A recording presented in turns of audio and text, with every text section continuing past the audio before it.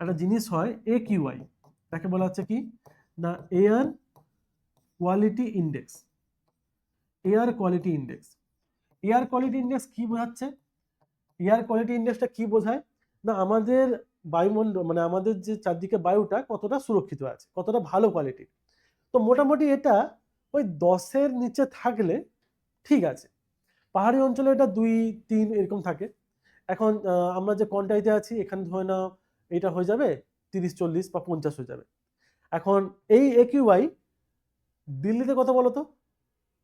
এটা মনে রাখবে, AQI যত AQI বাড়বে মানে বুঝে নিতে হবে এয়ার কোয়ালিটি তত খারাপ আছে।